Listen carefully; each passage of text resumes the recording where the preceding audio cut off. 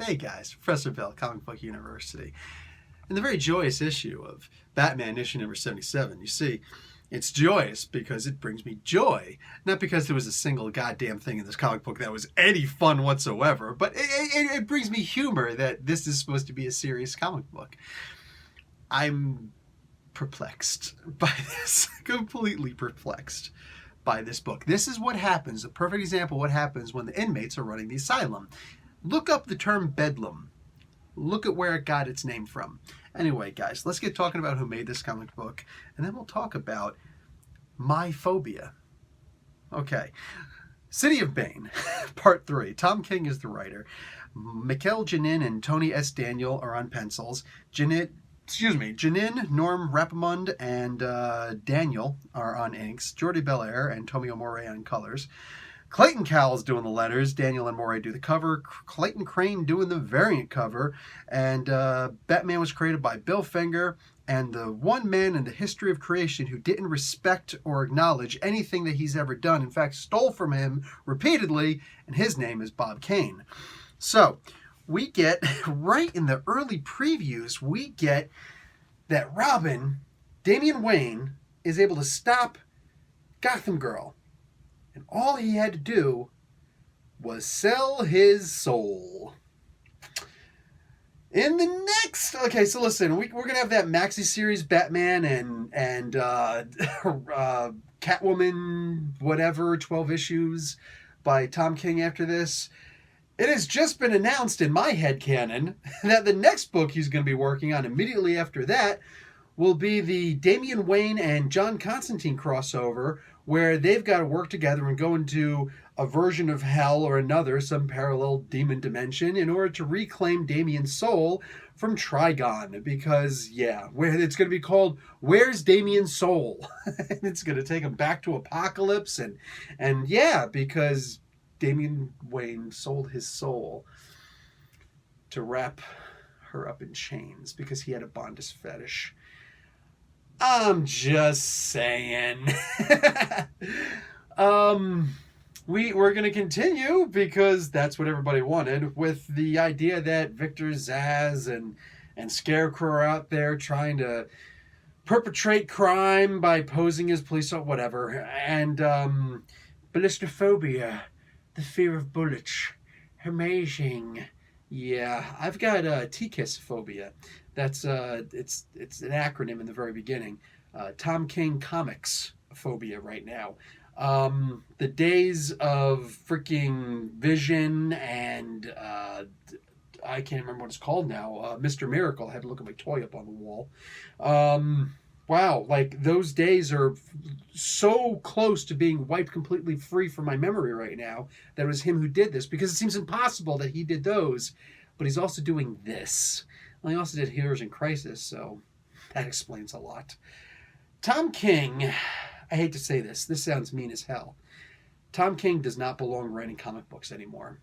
And this sounds really mean after the praise that Brian Hill just gave on my podcast 2 weeks ago for Tom King. He's like, he puts his heart out there. He puts it all on the ground. Yeah, and I wish he would just leave it there and walk away and go get another job someplace.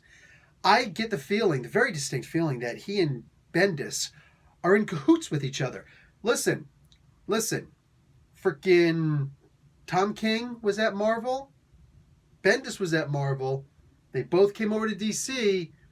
And Tom King was in the CIA. This is a very credible conspiracy theory that these two together, plus Tom, look at the Leviathan event that Bendis is writing. I'm just saying, they're out to single-handedly give a big F-U to everything comics related ever. Like, well, the DCU is a mess, so the DCEU is a mess, so let's just crap on everything else. Oh my God, somebody bring back Jeff Johns. The days when we could sit there and say, psh, Marvel, who? You know what I'm saying? Look, brah. I'm just saying. A major character, Golden Age character, one of the most recognizable characters, a character who has a toy that is sold out and I can't get my freaking hands on because he's such an important character to the Batman mythos. was supposedly killed in this issue, and I believe it not at all. And I'm telling you right now, I don't care who comes in afterward. I don't care if King says, no, I've got a fix for this. Don't worry about it. I don't care. I hope he doesn't fix this. I honestly hope that the next person who comes in and writes the Batman comic book after King is finally unseated, I believe, like the most popular comic book in the world, Once Upon a Time. I believe that legit somebody should just come in and just freaking rebirth this. Act like the New 52 never even happened, bruh. Never even happened. Just come walking right in and be like, oh yeah, this guy's still here. I don't know what you're talking about. Damien lost his soul. What are you talking about? Like, no, and there was never a Gotham Girl. This is dumb. This is dumb. At some point, we've all got to come to the realization there is just nothing edgy about this. You just killed the most important character. And I just don't want to give the spoilers, but you're going to know what I mean. And you're going to look at it. And look, there are going to be some people who are going to read this, are going to open that page and be like, oh my God! And they're going to report on it. And they're jackass cheese dick companies like freaking CBR, okay? Owned by CBS, I believe. I'm pretty sure they're owned by CBS.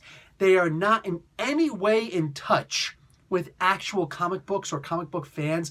They make fun of freaking, I don't care about retraction or not. What was done was done. That went from the writer through the editor to our pages. That they made fun of cosplayers, body shaming people, all this nonsense. Bro, how much you want to bet that CBR is going to get on this and be like, a major character was killed and it shocks DC fans? No. The actual fans are going to look at this and be like, well, the run is almost at an end, so we might as well do something stupid that could be retconned in just a couple of issues. That's exactly what happened here. There is nothing shocking about it at all. I looked at this, I was like, well, there's the big gimmick for this arc. Just honestly, who the hell cares?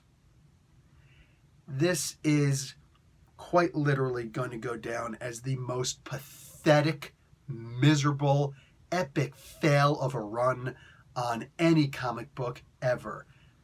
Listen, mark my words, at one point, okay, I'm happy to be wrong, but this is a good joke regardless, okay? US 1, Highway US 1, whatever the hell the name of that comic book was, freaking NFL Pro, okay? Those comic books will be worth more than comic books like this. I promise you, all right? The issue ones of those will be worth more than this nonsense. Before you know it, maybe already. This is so pointless. This whole thing. I am quite literally reading this for the humor value at this point. Professor Bill, Comic Book University. Class dismissed.